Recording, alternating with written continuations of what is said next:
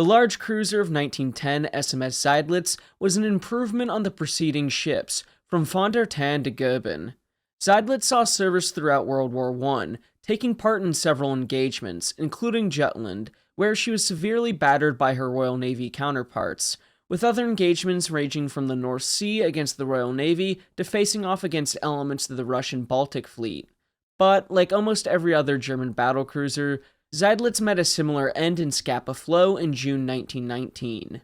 In those battles, especially Jutland, Seydlitz took a beating. I mean, look at this photo of her coming back from the Battle of Jutland on June 1st, 1916, or this one when she was back in Wilhelmshaven.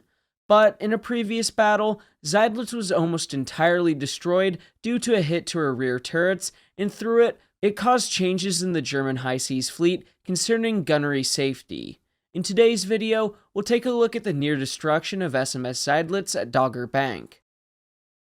Following the raids on Great Yarmouth, and especially Scarborough, Hartlepool, and Whitby in mid-December 1914, and the unsuccessful attempt to catch the German scouting groups, Admiral David Beatty was given permission to make his permanent base at Rosyth in the Firth of Forth to be closer in case of a German attack, which came in late January 1915. Admiral Franz von Hipper, commander of the German scouting groups, was to carry out an advance on the Dogger Bank, using the battlecruisers Seydlitz, Moltke, Derfflinger, and the large armored cruiser Blücher, the light cruisers Rostock, Stralsund, Kolberg, and Graudenz, along with 2 destroyer flotillas, leaving by 5:45 p.m. on January 23rd. Through successful decoding by Room 40, the British were aware that the Germans were planning an advance. The Admiralty under Winston Churchill and Jackie Fisher decided that a joint force would be suitable to intercept the German ships, setting a rendezvous for 7 a.m. on the morning of January 24th, 1915, sending out telegrams by 1 p.m. on the 23rd to Jellicoe, Beatty, and Tyrwhitt, which reads as follows: 4 German battlecruisers, 6 light cruisers, and 22 destroyers will sail this evening to scout on Dogger Bank, probably returning tomorrow evening. All available battlecruisers, light cruisers, and destroyers from Rosyth should proceed to rendezvous, arriving at 7 a.m. tomorrow. Commodore T. Tyrwhitt is to proceed with all available destroyers and light cruisers from Harwich to join Vice Admiral Lion Beatty at 7 a.m. at the above rendezvous. If the enemy is sighted by Commodore T while crossing their line of advance, they should be attacked. Wireless telegraphy is not to be used unless necessary. The British Admiralty's plan was set in motion. Beatty's 5 battlecruisers and Goodenough's 4 light cruisers coming down from the Firth of Forth would meet at dawn with Tyrwhitt's 3 light cruisers and 35 destroyers, while older pre-dreadnoughts and armored cruisers positioned themselves 40 miles to the northwest of Beatty to intercept Hipper if he turned north. Jellicoe was to be further northward, ready to intervene if the High Seas Fleet sailed out. After sailing, Beatty's 5 battlecruisers, Lion, Princess Royal, Tiger, New Zealand, and Indomitable, reports came pouring in early on the 24th. Philson Young, serving aboard Lion as a lieutenant, had this to say: "The eastern horizon showed light, but it was still dark night about us. At 6:45, signals were beginning to come in from the Harwich flotilla, indicating that the rendezvous chosen by the Admiralty had been hit exactly. At 10 minutes to 7, I went down to breakfast, and when I returned 15 minutes later, the daylight was beginning to spread and the cloud banks to roll away. It promised to be an ideal morning with a light breeze from the north-northeast and a slight swell on the sea. At 7, the bugle sounded action. At 7:20, a signal from Aurora, one of Tyrwhitt's leading ships, reported that she was in action, causing Beatty to order the battlecruisers southeast at 22 knots. On the German side, Hipper, on board Seydlitz, the flagship of the 1st Scouting Group and the scouting groups as a whole, spotted 7 British light cruisers and more than 20 British destroyers to the northwest of his position, running on a parallel course, out of gun range. He understood that this was no mere patrolling force, and at 7:35 a.m., he signaled that the entire force should turn to the southeast and run for home at 20 knots, and, if necessary, up to 23 knots, as that was the top speed of Blücher. Hipper soon sent a message to the Commander-in-Chief of the High Seas Fleet, Admiral Friedrich von Ingenol, and the High Seas Fleet would put out to sea later that morning. By 8 a.m., the chase was on, with the British forces pursuing Hipper on a parallel course. Tyrwhitt and Goodenough's light forces attempted an attack, but it was ineffectual, and Beatty ordered them to stay out of the way as the battle became a straightforward stern chase where he hoped to destroy the enemy by long-range gunfire. Speed in this engagement became the key to success. On the Bridge of Lion, Beatty turned to the chief engineer Percy Green and said, "Tell your stokers all depends on them." Green responded, "They know that, sir." Beatty continued to ask for more and more speed. Eventually, by 8:54 a.m., he signaled the battlecruisers to a speed of 29 knots, something that the older New Zealand and Indomitable could not do, having a design top speed of 25 knots. Beatty was willing to take the risk of fighting Hipper 3 ships to 4, if that meant he could catch up with the Germans. By 8:52, the first ranging salvos were fired, and soon Blücher, the rearmost of the German ships, was being straddled. But the German ships were hitting back, with Seydlitz joining the fight at 9:19, but she received her first hit only 6 minutes later on the forecastle. Seydlitz continued to steer southeast by east, but soon enough, the near-fatal hit would come at 9:43 or 10:43, as we'll be dealing with German quotes here in a minute. The most critical point for Seydlitz in the Battle of Dogger Bank was at 10:43 a.m., as the ships of the first scouting group were heading back to Germany. A shell fired from Lion struck the barbette of D turret, where Robert K. Massey has this to say in his book, Castles of Steel, Britain, Germany, and the Winning of the Great War at Sea. The powder charges being brought up were ignited by the explosion, and flash fire shot upward into the turret, setting fire to the charges being delivered to the gun, and downward into the magazine. The magazine crew, seared by flames, tried to flee forward by opening the steel doors leading to the compartments of the adjacent turret. As a result, the fire spread forward, setting alight the charges there, spreading to the adjacent magazine and upward to C turret. Seydlitz now faced the danger of a final, annihilating explosion that would detonate all magazines and cause the ship to disintegrate. 3 men saved her: Lieutenant Commander Hegedam, Chief Artificier Hang, and gunner's mate Müller. Making their way through the searing heat to the valves for flooding the magazines, they spun the handles and drowned the threat of explosion by permitting 600 tons of seawater to flow into the magazines. Remarkably, although 165 men had been killed and 2 of her 5 turrets destroyed, Seydlitz not only survived, but continued in action and maintained her speed. It was an extraordinary demonstration of the excellence of German warship design and the extensive watertight subdivision of her hull. Taking from German battlecruisers of World War I, their design, construction, and operations by Gary Staff, he writes, "Then, suddenly, at 10:43, she received a hit with fatal consequences. A shell fired from Lion struck the barbette of D turret. The 13.5-inch shell passed through the battery deck and struck the 230mm thick D turret barbette, where it detonated. A red-hot piece of barbette armor was broken off and was thrown into the working chamber, where it set fire to the main and 4 charges there. No enemy shell parts were found in the working chamber. Flash flame shot upwards into the turret and downwards through the elevator shafts, setting fire to the cartridges in the turret, on the handling room turntable, and the elevator room. Only the cartridge containers with their lids still on did not burn. With the first penetration of the flash flames and poisonous gases from burning cartridge cases, the crew of the handling room of D turret sought to save themselves by exiting their room and escaping into the corresponding room of C turret. To do this, they had to pass through double doors, the first of which opened aft and the second forwards. Investigation later showed that the second door was carried away, as though by the pressure of gases. With the opening of these doors, flash flames passed into the cartridge hoist room, handling room of the C turret, and the deadly events were repeated. In just a few seconds, 6,000 kilograms of powder burnt, totally burning out turrets C and D and sending flames mast high. 62 powder charges, including those in the munitions chamber, had completely burnt. In the 2 turrets, a total of 165 men eventually lost their lives. The medical report read, "One part of the turret's crew were burned by the flash flame, for the greater part of the corpses were in the position in which death had surprised them. Individual corpses were completely burned. Another part of the turret crew had succumbed to gas inhalation. 5 were wounded with burns.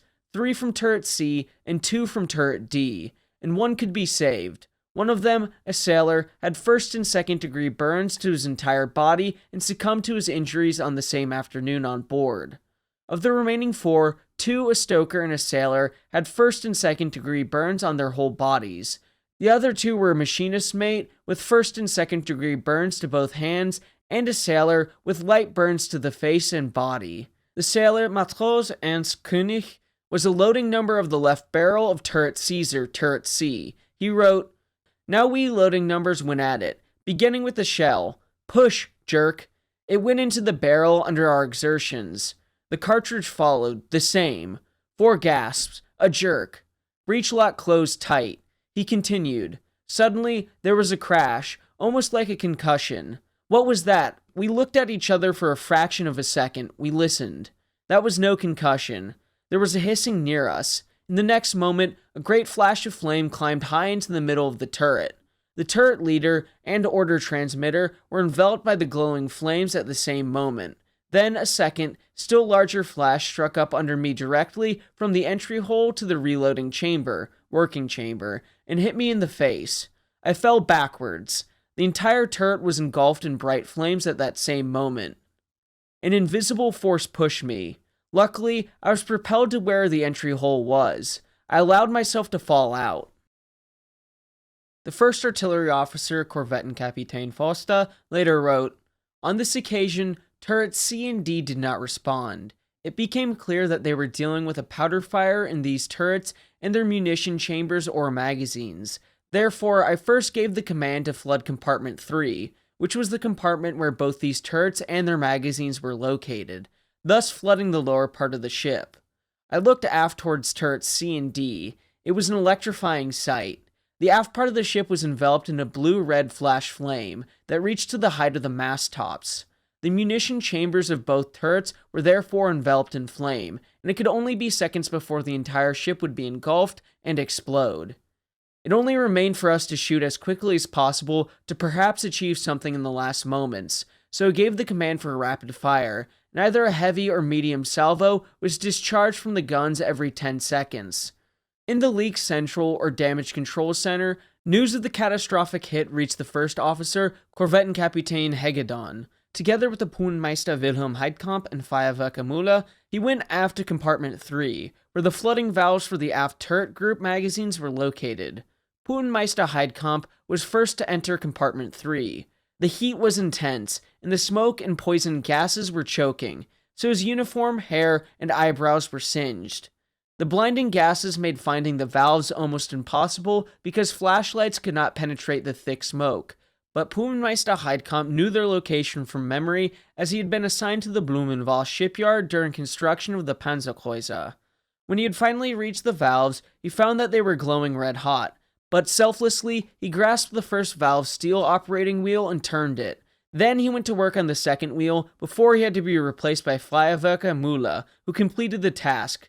Poonmeister Heidkamp suffered bad burns to his hands right to the bone, and his lungs were injured by the hot, poisonous gases. Nevertheless, the aft magazine chambers were flooded, and the ship was saved from probable destruction.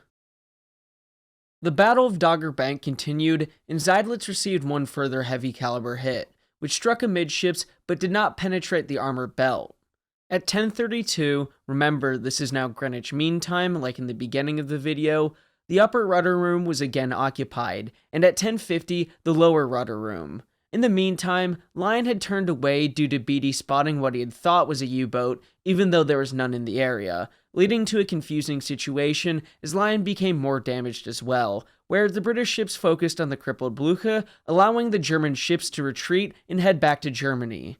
Seydlitz made it back to Wilhelmshaven, where she went into the Imperial Dockyard for repairs, remaining there until April 1st, 1915.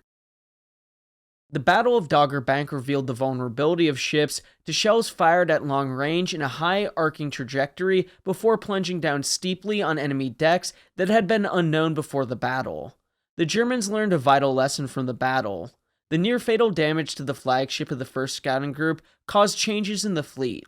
Understanding the flashlight qualities of an explosive fire and the realization that a fire in the turret system must not be allowed to penetrate the magazine, In a report from Captain von Egede, he writes, "Afterwards, a thorough examination showed everything had been done in accordance with regulations. I told the gunnery officer, if we lose 190 men and almost the whole ship in accordance with regulations, then they are somehow wrong. So we made technical improvements and changed our training methods as well as the regulations."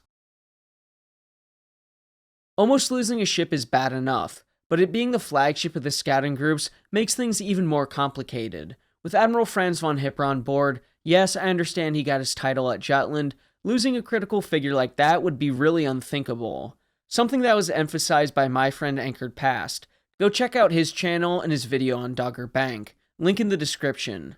Commander-in-Chief of the High Seas Fleet, Friedrich von Ingenol, had several conclusions concerning the near-fatal hit. The detonation effect of the shell was mainly against the rooms outside the barbette and on the fishing deck. Only stray pieces of armor and flash flames seemed to have penetrated into the barbette. Shell parts were not found in the working chamber. In the working chamber, the 4 charges and main charges present were ignited by shot, either through the flash of the shell detonation or by the hot fragments of the barbette armor. The flame struck upwards into the turret and below into the munition room and ignited the powder in both. Obviously, with the first burst of flames, the men in the munitions room fled forward to the cartridge loading room of turret C, and of the double doors that led there. The first opened aft, and the second opened forwards. The second was carried away as though from gas pressure, and in this manner flashed into the surrounding rooms and up towards the guns. Of the 4 charges, all those out of their packing tins had been burnt, as had those in their tins that were open. Of the main charges, only those outside their tins burnt, although the heat in the chamber was so intense that in some cases the zinc of the tins had melted in places. No armor-piercing shells detonated. The following conclusions were reached. The munition in the working chamber represented a danger to the turret, and this should be changed, as intended with the 38cm guns. The shells and cartridge hoist elevators must be equipped with doors that automatically close themselves with the passing of the hoist. The 4 charges must be protected against flash until they are up in the gun. The main charges must be protected by a cover. The cover will only be removed prior to loading. New ships must be equipped with separate munition rooms for each turret. The doors between the ammunition rooms for the adjacent turrets of the ship when in service must be locked with padlocks to prevent premature opening. The key locks must be with the turret officer during battle. The order to open may only be given when all the munitions from the turret is fired. The cartridge tin covers may only be removed when the cartridge is required. The present type of fastener, screw clasps, was presumably loosened before the beginning of the battle. In the future, an improved type of fastener is required, the bayonet clasp. The ready cartridges in the heavy turrets must be prevented from piling up. Armor-piercing shells have proved to be neutral in the existing cases of fire. High-explosive shells are in question after the experience of SMS Goeben. Therefore, high-explosive cannot be recommended for the ready munition of the heavy artillery. No more 4 charges than main charge cartridges. Another quote from von Ingenol is as follows: "The working chamber is a danger to the entire turret. In all new construction, it must be eliminated. Shell and cordite hoists must be equipped with doors that close automatically after the charges have passed. The charges must be delivered to the guns in flame-proof covering. The doors connecting the magazines to adjacent turrets must be secured with padlocks to prevent premature opening. The key must be in the custody of the turret officer, and the order to open only given when all the turret's ammunition has been fired." The German Navy worked quickly to install elaborate anti-flash shutters between the turrets and magazines in all battleships and battlecruisers, along with preventing the risk of fires by limiting the amount of powder and other combustible agents in the turret handling rooms. I think an interesting conclusion to this video is actually from the Battle of Jutland. As Seydlitz was hit by Queen Mary, her gunnery officer wrote, "Then, approximately 10 minutes after opening fire, Hubbard reported to me by telephone, turret Caesar does not give any answer. From the speaking tube of turret Caesar, smoke is penetrating the artillery central. This was exactly the same report I received on January 24th on the Dogger Bank, also at the battle's beginning. I therefore knew what this report signified. The cartridges were in flames, and the turret was put out of action. Almost mechanically, I gave the order, "Flood magazine of turret C." This would put the chamber underwater and prevent further damage, as found in Gary Staff's Skagerrak, the Battle of Jutland through German eyes, while von Egede writes, "Therefore, we made technical improvements and changed our methods of training as well as the regulations. This time, only one cartridge caught fire, and the flash did not reach the magazines, and so we only lost 20 dead or severely burned, and only one turret was put out of action." I find it extremely interesting that Seydlitz not only survived both engagements, but the new equipment and regulations were used to such effect at Jutland.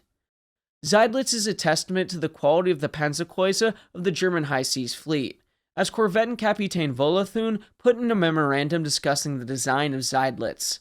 In the type development of a Grossenkreuz since 07, inspired by the English Invincible class, we have increasingly pursued the qualities of a fast battleship to make the authorized number of large ships as far as possible also capable of fighting in the line. This approach of a Grossenkreuz since 07 has given them a different character to the English and has brought their displacement to that of battleships. Continuing, the English battleship cruisers stand against our cruiser battleships. Thank you all for watching. Please remember to like and subscribe as it'll help the channel to grow. Until next time, my friends, have a great week.